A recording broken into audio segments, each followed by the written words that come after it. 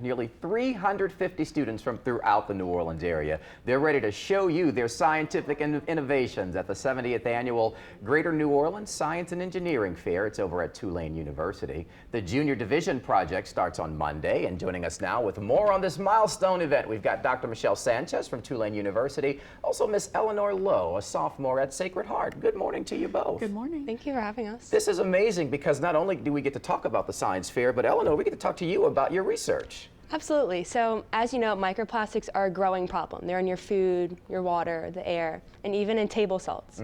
So for my research, I looked at the amount of microplastics in salts, and to do this, I filtered saltwater solutions through very tiny filters, and then looked at the filters under a microscope to see what was collected. And all of the samples contained microplastics, with fibers being the most prevalent.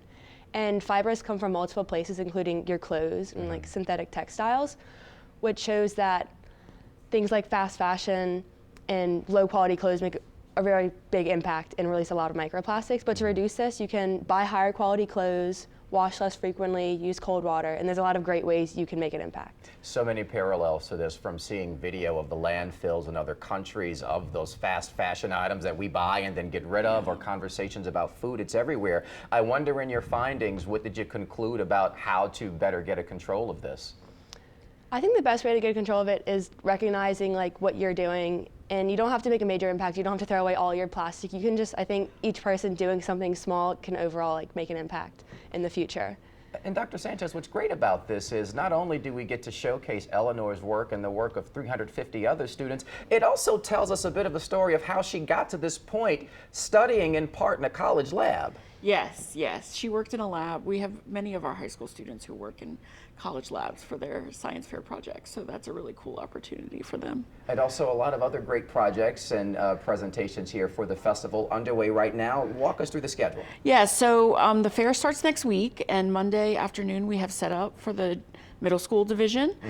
They will be judged on Tuesday morning, and then midday Tuesday it's open to public viewing. On Tuesday afternoon we have our high school project set up, and then Wednesday morning they're judged.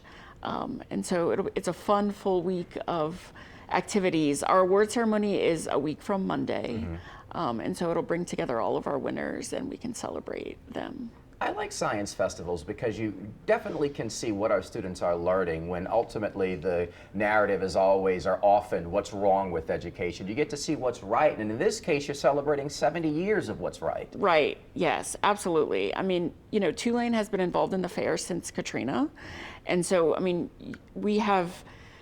it's changed so much since then. Like when I first started getting involved, you know, there was a lot more science and less engineering. Now, half the categories that a student can participate in are engineering related.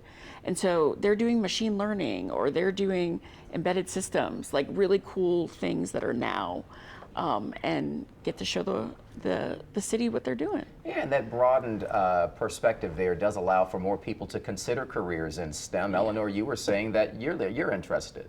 Definitely. And I think through the experience, you get to make a lot of great connections in the real world and experience a lot that you wouldn't experience otherwise. So whether you choose to pursue that, you're still getting so much experience in it.